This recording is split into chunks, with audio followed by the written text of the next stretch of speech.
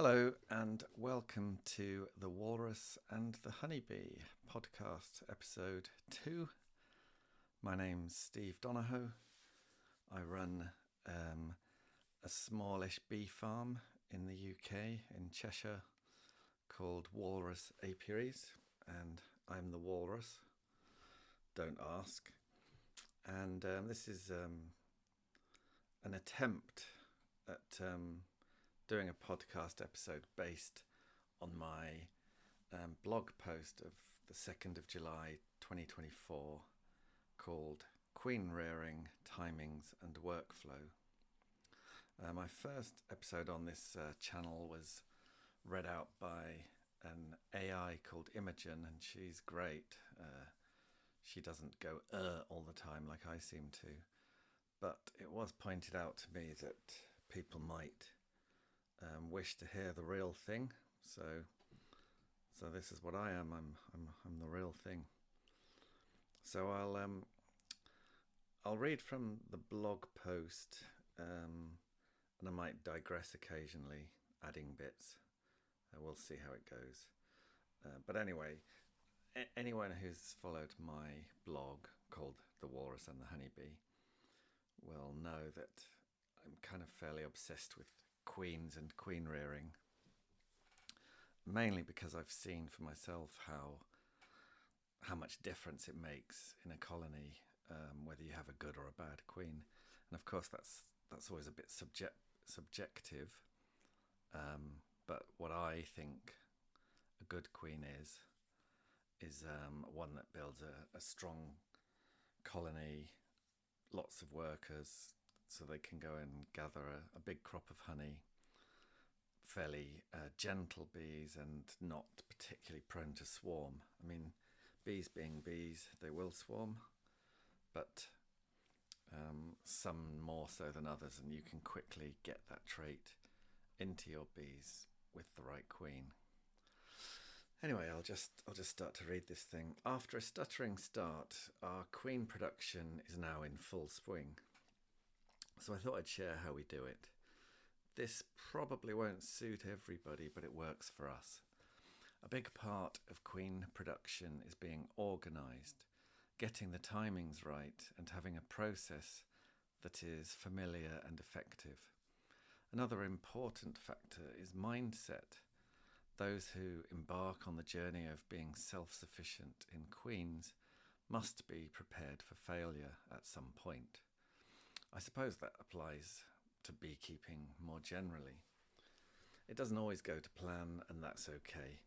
The main challenge in the UK is the weather. Sometimes it's terrible and the queens don't get mated in time. It's just something we have to live with. Breeder queens. We have 3 breeder queens right now, although I have only grafted larvae from one so far this season. This is a yellow dot queen from Yolanta, a J9 line. Yolanta's somebody who works for Denrosa Apiaries up in Cooper Angus in Perthshire in Scotland. That's run by Murray McGregor and lots of his family, and Yolanta's in charge of the queens there. Anyway, I liked this queen. It wasn't, well, I liked the colony that this queen headed, and it's not so much that they were particularly well-behaved bees, although they had never shown any inclination to swarm, which is a good trait. No queen cells ever, really, and it was in its 3rd season. But they could be a bit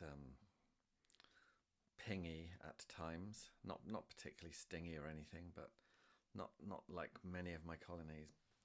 But the thing I did like about them was they tended to not particularly start that quickly in the spring, but then built up to be absolutely monsters in summer. So that colony tended to not really do that great in spring, but over the whole year they did brilliantly for honey. and many of my colonies are quite keen to get going in the spring, so I wanted to try and propagate some more queens from one that was a bit of a late starter, because that's something that I like to have. I like to have all my bases covered. So the other breeder queen is one of my bees, a yellow dot queen again. With those were gentle bees, good honey production. My typical bee that I tend to keep. They're nice to work with. And I also had a recent addition as a breeder queen, which was an instrumentally inseminated queen from Northumberland Honey. That's Luke and Susie up in, I think it's called Haltwhistle, somewhere basically halfway between Newcastle and Carlisle, on the main road there, just off the main road there. And they've got a great setup, but they have really good setup for queen rearing and insemination. And I wanted to try one of the dark queens that they do. So I got an inseminated breeder queen off them. We don't really know yet how it'll do, but I thought I'd try it. Anyway, my breeder queens start off in single polystyrene Langstroth nuke boxes, and I add a second box when they need the space. And I'm also continually pulling sealed brood out because I don't want them to swarm, obviously. I have them all in one place, in one apiary, which is also where I have my grafting shed, which is basically a converted shipping container. So it doubles up as my honey extracting room as well. And I do sometimes graft elsewhere, in my van or something, but I definitely prefer to be at a desk in my grafting shed. So drones. So my queens are open mated, which means that I have little control over the male side of the mating equation. The virgin queens will be mated with 10 to 20 typically different drones, some of which I hope are from my colonies, because I like to think my colonies are good, and therefore the drones will be good, carrying the genetics of their queens. According to BeeBase, which you can visit online, the National Bee Unit has this thing called BeeBase.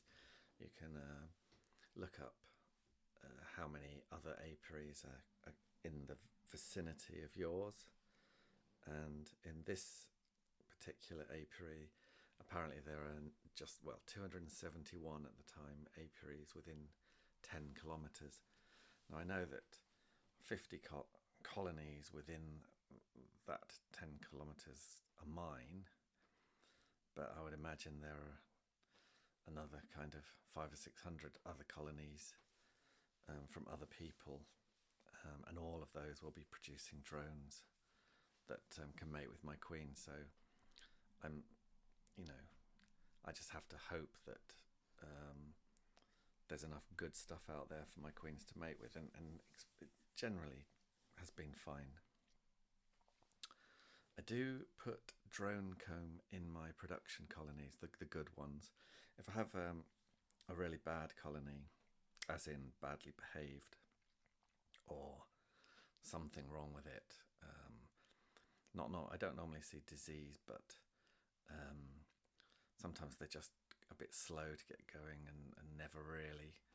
Sometimes they just peter out, and sometimes they're just small, and they're never gonna do anything. So in those cases, and certainly in the case of the evil bees, I will requeen, kill the queen, and put in a nicer one, and try and remove the drone comb from those, and not let drones emerge and get out into the into the mating area.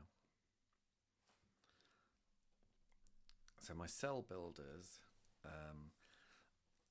this year I tried to copy a method that I'd seen at Border Honey, which is on the borders between England and Wales, run by Alex Ellis and his partner Nikki and daughter Roz. They've got a sort of smallish family business that does produce a lot of queens, and they in turn went to visit Yolanta up in Scotland and saw how she did it. And they also visited Ivan Nielsen and I believe probably as many good queen producers as they could before they embarked on their mission to make hundreds of queens. And they've come up with this system of using quite small cell builders. So their nuke boxes, 5 or 6 frames, big polystyrene nukes, but they stack. So they have a double-decker nuke. So effectively, it's the size of a brood box, really, but it's just split into 2 levels. And in one box they have the queen, and in another box they have it queenless, and into that one go the grafts. So I tried to follow what they were doing. That's not my normal way of doing it, and it was okay. I think the weather this season didn't help, but I'm going to go back to my normal way next season, which is more along the Mike Palmer, Brother Adam kind of strategy of having a massive cell builder with absolutely loads and loads and loads of bees, and it's kind of a bit over the top, but you really get nice queen cells out of them, and I think I prefer that. I just feel more comfortable with it. But anyway, so when you get to grafting day, so basically this cell builder is set up with the way we had it. We had the queen in the bottom box, and we added a few frames of sealed and emerging brood from other colonies into the top box, and waited 10 to 14 days so that lots of bees emerged, and there were lots of nurse bees. And then, so when we get to grafting day, first of all, you need to kind of go through the whole of the cell builder, every single frame, shake it, and just make absolutely sure there's no queen cells in there. And yeah, so shortly before grafting, the queen's separated from the rest. And then you can get on with the grafting. So the timing of this is how basically queen rearing is very much about timing. You just have to have a system that you're familiar with, which obviously is when you first start, you'll just have to have it all written down and follow it. But after a while, you kind of get familiar with the process, and as long as you've thought ahead and planned and got all your equipment ready, it's absolutely fine. But it's just good to have a system and be aware of the timings. So the cell builder gets extra frames of sealed emerged brood 2 weeks before grafting day. The grafts will be taken from a frame of newly emerged larvae from one of the breeder queens. I like to place a dark comb or drawn plastic frame into the breeder queen's nuke 5 to 6 days before grafting day. And I also like to feed syrup and pollen substitutes depending on the conditions, but just covering all the bases. Why not give them syrup and a pollen patty anyway? Just if anything goes wrong with the weather, at least they'll be well fed. And the idea of that is to have the young larvae that I want to graft, have them absolutely, floating in lots of jelly, so that they're easy to graft and I know they're well fed. The point about the drawn plastic frames or the dark comb is that the base of the cells is hard, so that when you use a Chinese grafting tool, it's easy to graft. Basically, it's easy to pull out the larva in a kind of puddle of jelly. If I end up having sort of newly drawn comb that's soft, what tends to happen is the grafting tool will just puncture the base of the cell, so that's no good. In those cases, the best thing to do, I found, is use a very fine paintbrush, and you can just kind of press down the sides of the cell with the handle of the paintbrush, and then scoop the larva out with the paintbrush end, and then deposit that into your cell cups. So on grafting day, the cell builder has made queenless. So I take this frame from the breeder queen, brush the bees off, and I carry it the 20 metres or so to my grafting shed. I graft into JZ-BZ cups, as I said, with a Chinese grafting tool normally, and I have a head torch with magnifying kind of glasses as a visor that sit in front of my eyes. I'm only doing sort of 20 to 30 cells at a time, so it doesn't take very long at all. And if the larvae are floating in lots of jelly and they're well fed, it's really easy to graft. It's just instant. If they're a bit dry, then it's harder to graft, and I have definitely found that the results are not as good. So it's kind of, unless you're starting off with a really nice frame of really well fed larvae, it's probably not worth bothering. That's my opinion.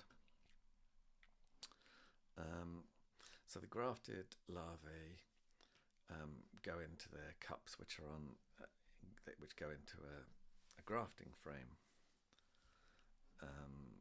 and obviously that then goes into the cell builder. And the cell builder, as I said, has no queen cells, no way for them to make queen cells, so no eggs or anything in the top compartment anyway. And sometimes I didn't do it this time with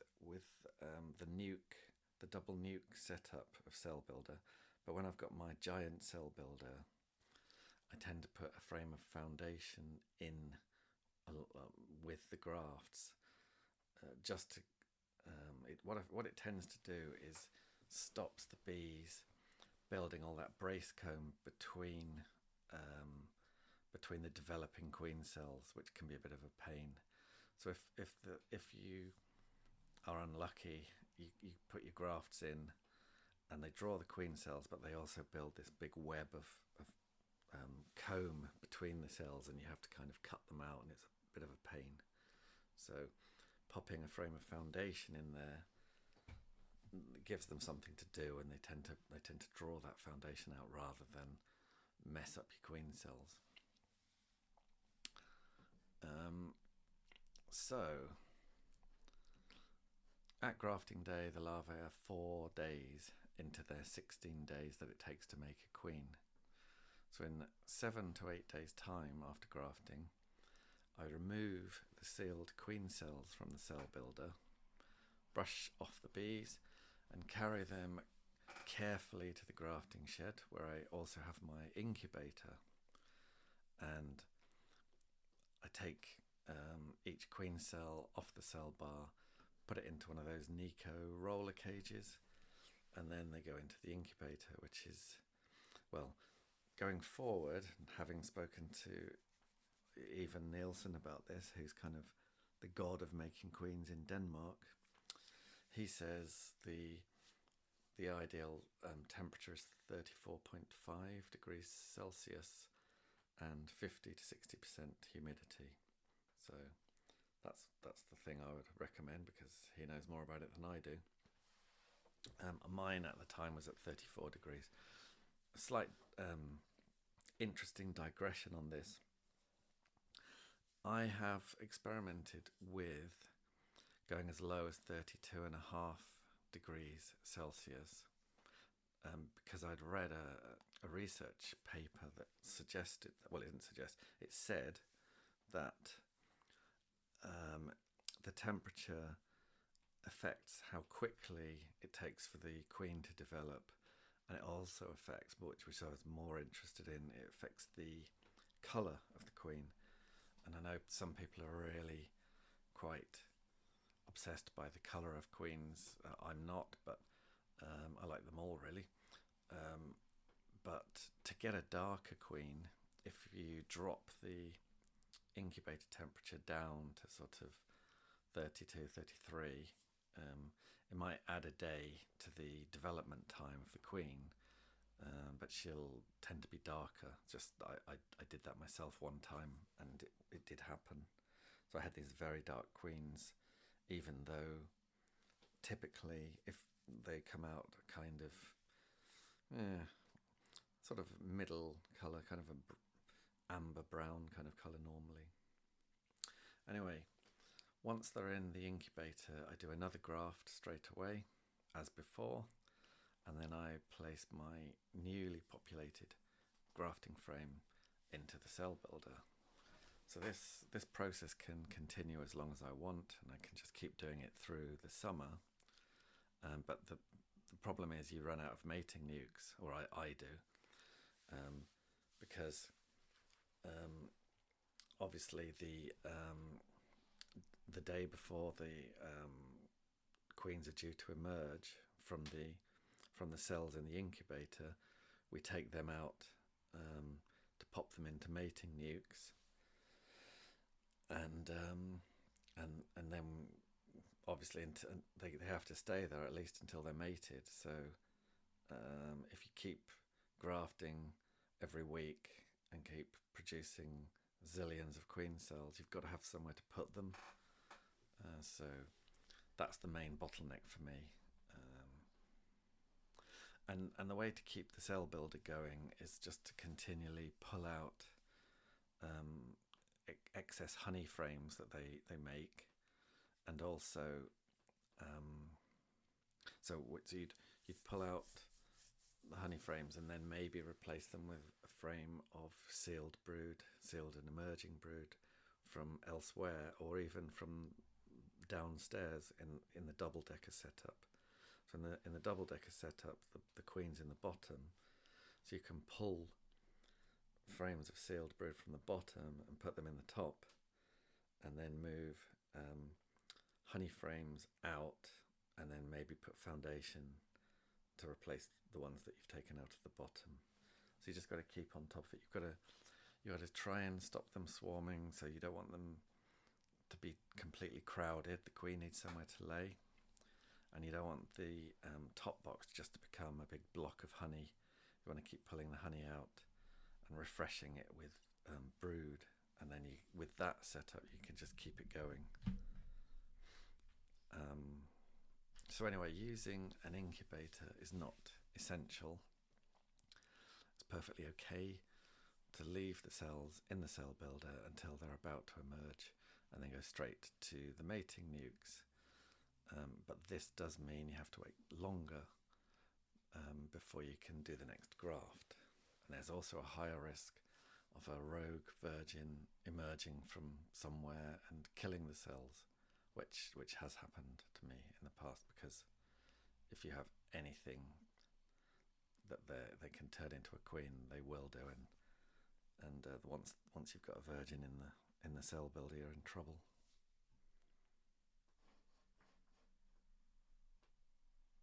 So, mating nukes. 2 days before the queens are due to emerge, which is 10 days after grafting, they're taken from the incubator and placed in my Carricel portable incubator. That gets carried to the van, plugged in, which keeps the cells warm, and then I drive out to a mating apiary, and I also make sure I bring my cell protectors, because when you put a queen cell into a mating nuke, it's best to have a cell protector. You can get the plastic sort that cover the queen cell. Failing that, you can use a bit of tin foil wrapped around the edges of the cell, just to stop them destroying it before she's even emerged.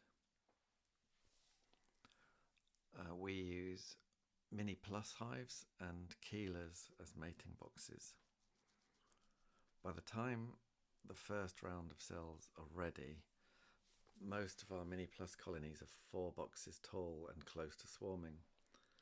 So these have been overwintered with a queen in, and we overwinter them as a stack, as a mini plus boxes they can stack, and 3 or 4 of them with the top box full of honey, they overwinter very well. But obviously once it gets into the spring, they're laying, they're getting strong, and they really need a lot more space. So you have to split them before they swarm, and when you split them, as long as you make each box have some stores, some brood, some bees, then they make perfectly good mating nukes. You just pop a cell into them, and that works really well. As for the Kielers, you have to set them up, which is a bit of a pain at first, but what you basically do is at the end of the autumn and over winter, you scrape all the Kielers out from the previous season, sterilize them, clean them up, and then you need to set them up in the spring or early summer when you need them. But really all you do is shake some nurse bees into them, like a cup of nurse bees, have some fondant in the feeder, and lots of either have strips of wax on the cell bars or little kind of sheets of foundation that hang down. And once you've shaken the bees into the box, you keep it all sealed up and pop it somewhere cool for about 3 days, and occasionally maybe squirt some water in to give them something to drink. But within those 3 days, they'll start to draw the comb out, and they'll become a cohesive little colony, albeit queenless. And then you can bring them out into your mating apiary, add a queen cell, and off you go.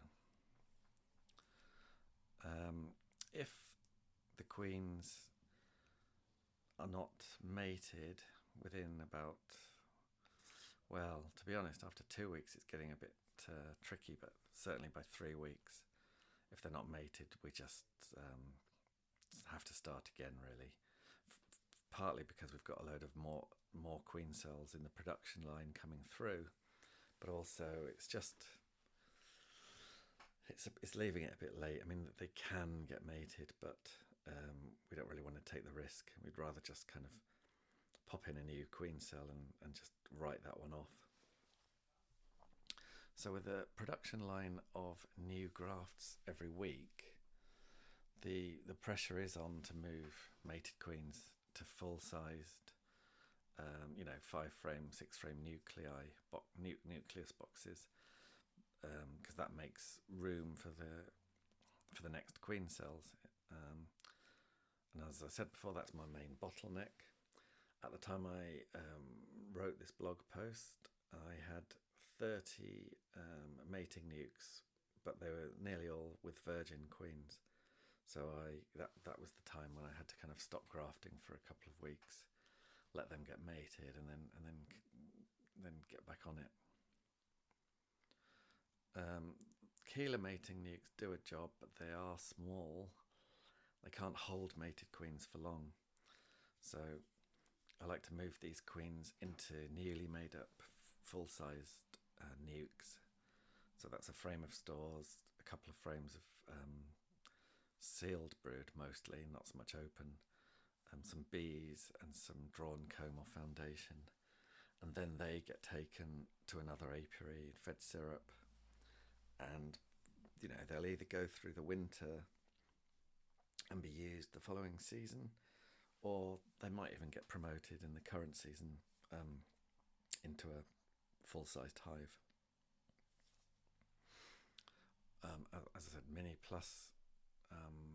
mini plus boxes, which we're basically going to do nothing but mini plus next year. We're giving up on the Kielers because they're fiddly. They're more work. They're fiddly, and mini plus are better, and we've got plenty of mini plus, so there's more space, and you can stack the boxes, so you can just create ever more space, so you can hold queens for much longer in them. And we know from studies on this that really a queen that's from the time a queen emerges, it really needs a month or more of laying and forming a small colony before introducing it to a full-sized colony. That the acceptance rate will be massively improved if you don't try and introduce a queen that's just emerged a week or two ago, which many people will do that, and their acceptance rate will be lower because basically they don't smell right to the receiving colony, because their pheromones haven't kind of boosted up to the full level of a mature laying queen. You really need about a month at least for that to happen, and therefore using a larger mating nuke, either a mini plus or just an actual proper kind of nuke box of full-sized frames, that allows you to hold the queen for longer, and therefore you'll probably have a better acceptance when you move them on. So, as I've said, a lot of mating queens go into nucleus colonies for the winter. If we have plenty, we also try to re-queen production colonies that contain queens coming to the end of their second season. I use homemade push-in cages for this generally, as they work very well, based on a manly design. But that's just me being weird. You don't necessarily have to fiddle around making such things. It's just something I wanted to try, and it works, so I'm keeping going with it. Even though with the push-in cage and good acceptance, I still find the following spring that some of those introduced queens have been killed and changed for another queen, which you can obviously spot by them not having a mark and not having a clipped wing, because we mark and clip our queens, so it's easy to spot when one of our queens has been replaced. Excuse me.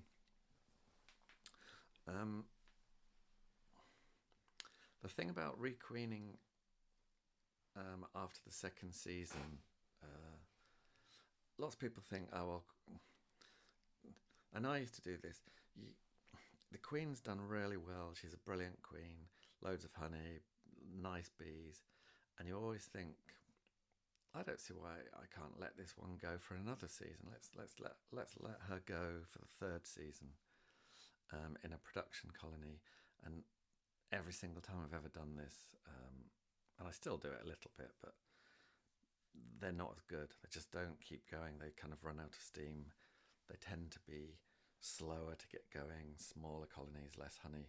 And the best thing to do with those queens, if they're a really good queen going into their third season, is pop them in a nuke and use them as a breeder queen. It just works better from a honey production perspective to not let the queens get too old.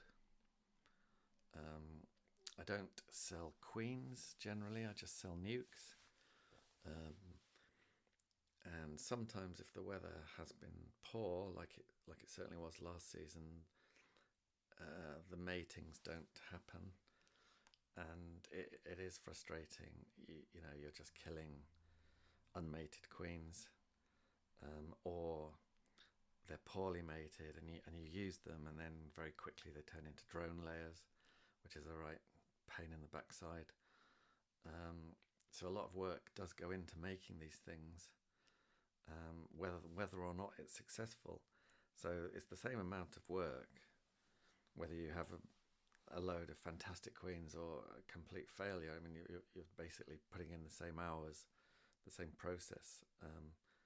So this is kind of the challenge with queens. It's kind of keeping your morale up when it doesn't work, and not getting too cocky when it does, because the bee gods don't like it when you get too cocky, and they'll come along and throw something at you and make it go wrong next time. But on balance, making queens is a wondrous thing. It definitely improves your bees. It's good fun, and obviously if you're making a lot of queens, you don't have to buy them. And yeah, highly recommended. So I hope you enjoyed that and got something from it.